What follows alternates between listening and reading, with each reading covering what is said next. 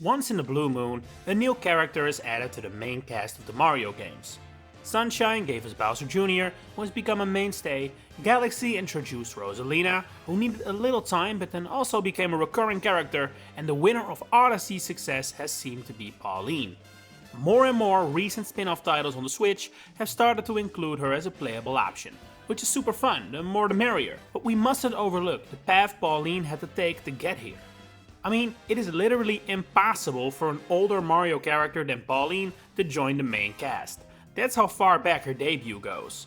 1981, a year most of us weren't around to see if my YouTube statistics are to be believed, marked the release of Donkey Kong in arcades. It featured Jumpman, aka Mario, as main character, Donkey Kong, now known as Cranky Kong, as antagonist, and Lady, now known as Pauline, in the role of damsel in distress. This means Pauline is exactly the third female character in Nintendo history, beaten only by a certain Alarm Lady that appeared in Manhole and another damsel in distress, also known as Lady, from the 1979 game Sheriff. So yeah, the first 3 female Nintendo characters were all known as Lady, that's not confusing at all.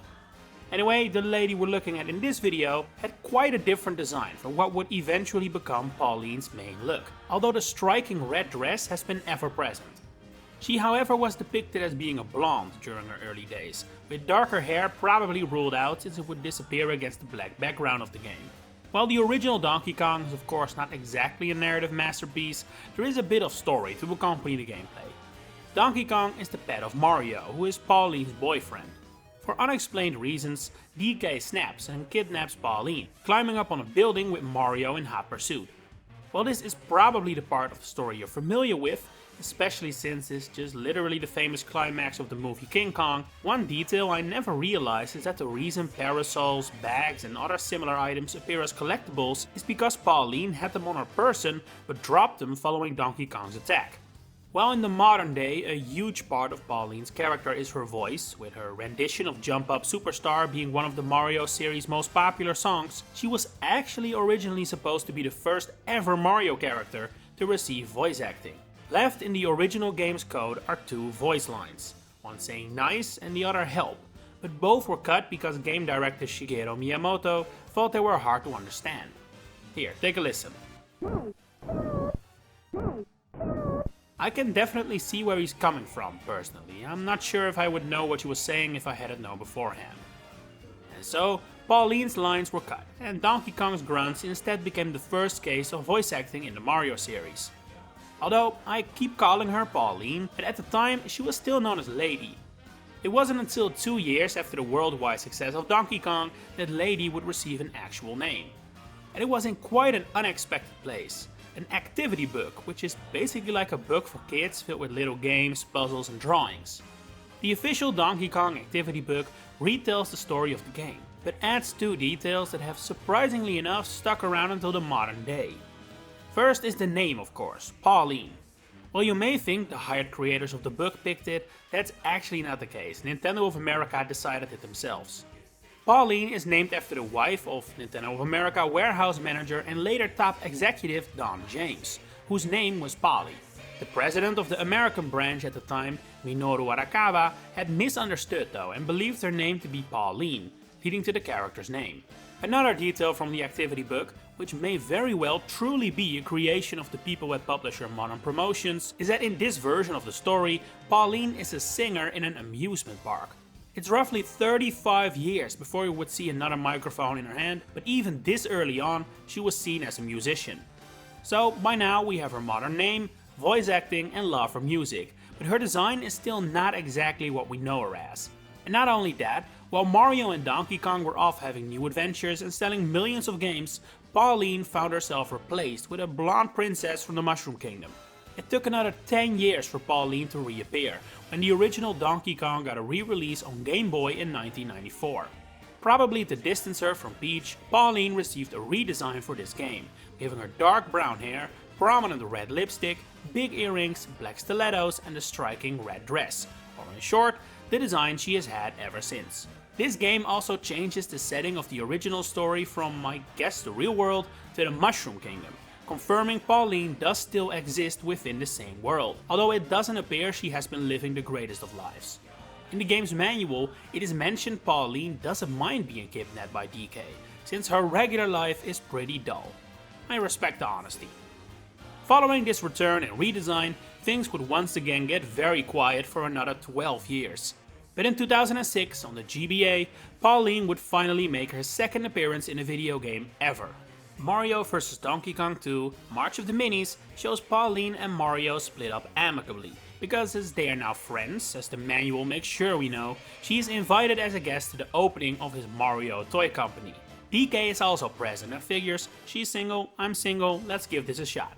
He plans to woo her with a mini Donkey Kong toy, but Pauline instead prefers the mini Mario, causing Donkey Kong to go full nice guy and kidnap her again. You know, when you say it like this, it almost sounds like Pauline never appeared in the Mario series again because DK can't control himself around her. It's becoming a problem, Donkey. Get yourself together, man. You're better than this. Unfortunately, Nintendo also realized this behavior doesn't reflect too well on one of their most popular characters, so in all Mario vs. Donkey Kong games that followed, there was always a twist to make DK seem less like a weirdo, at most an ape with a temper issue. But enough about Donkey Kong's shortcomings, the focus is on Pauline today. While the Mario vs. Donkey Kong series would continue to feature Mario's ex-girlfriend for entries on end, it wasn't until Super Mario Odyssey that Pauline would finally make her formal entrance into the mainline Mario games. I'm gonna assume you've played Odyssey if you're watching this video, but to just briefly remind you, should you haven't touched it since its release 6 years ago, Pauline appears as the mayor of New Donk City. She is presented as her own mature, independent woman here, with plenty of responsibilities, not just as the political leader of New Donk City, but also as a lead singer of the band that performs at the city's festival. Interestingly enough, after beating the game, Mario can quiz Pauline on her life, and when asked about her past experiences with Donkey Kong, she actually mentions it was quite traumatic, which contradicts the manual of the Game Boy game. Following this tremendous second win to her career, Pauline was suddenly embraced by Nintendo as a new addition to the core Mario cast.